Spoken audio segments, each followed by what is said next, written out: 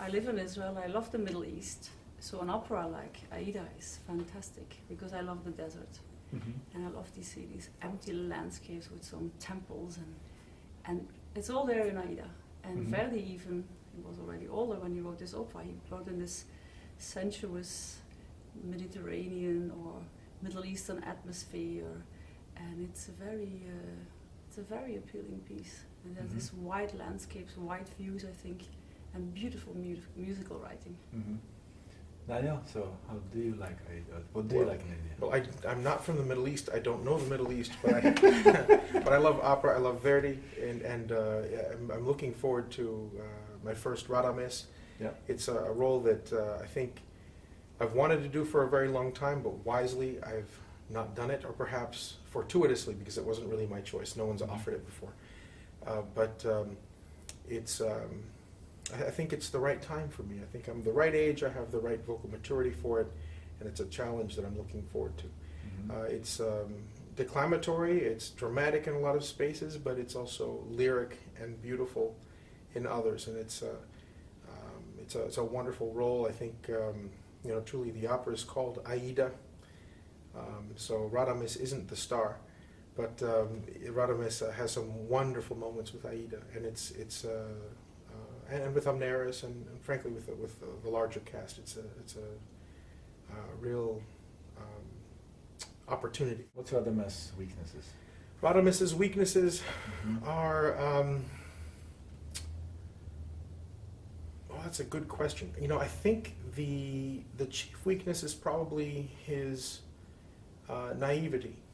He really keeps thinking that there is a way that he can be together with AIDA and maintain his status as leader of the Egyptian army and as and as having favor with the government of Egypt. And I think it's made very clear right away that that's not going to be a possibility.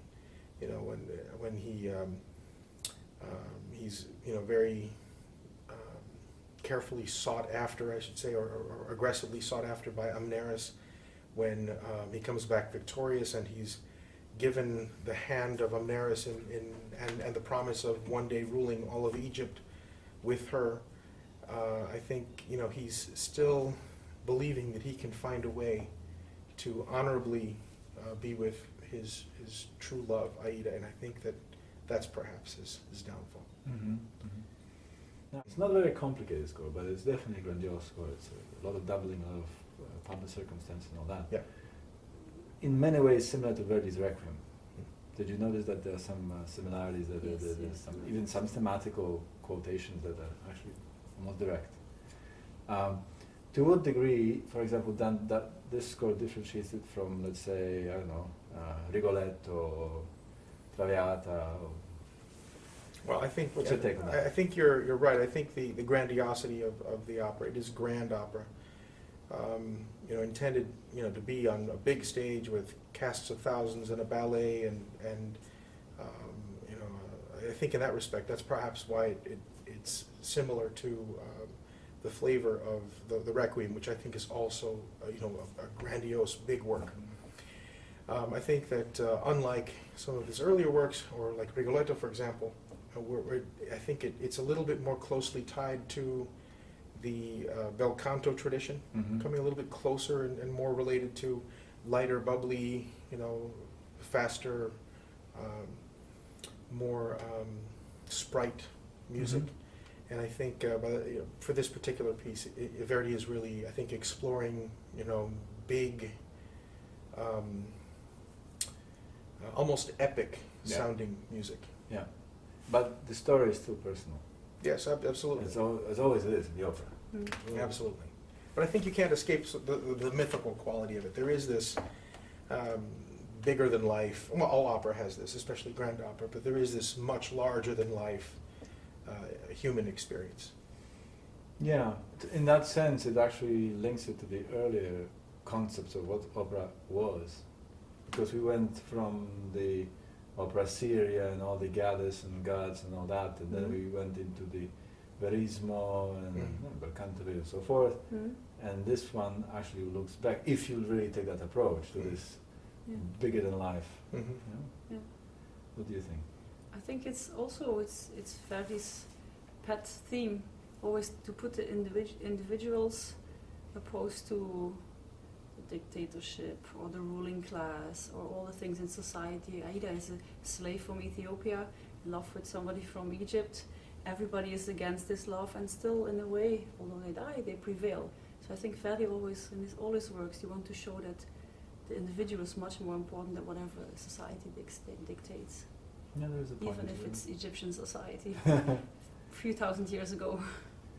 Well, as I said before, I think the reflection of there is certain color of Egyptian-like color, but it's through the lens of our way of looking at it. I don't think that romance like that would take place in Egypt. I don't know, but perhaps we are creating very much a 19th century romantic idea within the framework of beautiful pyramids, I suppose. Right? How do you build the role? How do you approach? A question to both of you, I suppose, for the first maybe. How do you build an operatic role? I think I always start with the music. I think the music tells us exactly what the character is feeling at any given moment. So I start from the music, and what I feel in the music, I find reflected in the words, because of course Verdi was such a great genius. Mm-hmm. So it's one thing, and it's just a matter of being inside of the music and trying to feel what the music suggests and what the character feels in the story, and then just from there try to live it, to stay inside of the role.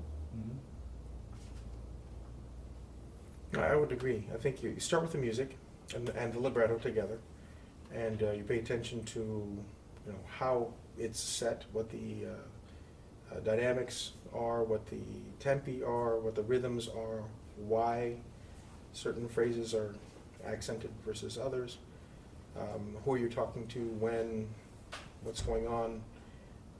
I think all of those things have to inform the vocal line. Of course, ultimately, the vocal line, I think, is of primary importance. You have to sound beautiful in this music. It's not the kind of music like verismo where you can sometimes sacrifice the beauty of tone or clarity for the sake of stage work. One really does need to have a certain mastery of one's vocal technique to do justice to this kind of music. So it's not bel canto, but it's very directly related to. It's a consequence to the consequence, absolutely, of the bel canto movement in Italy. All right. Well, we'll give it a shot then, and we'll build AIDA together. Very good. Thank you. Thank you for the time.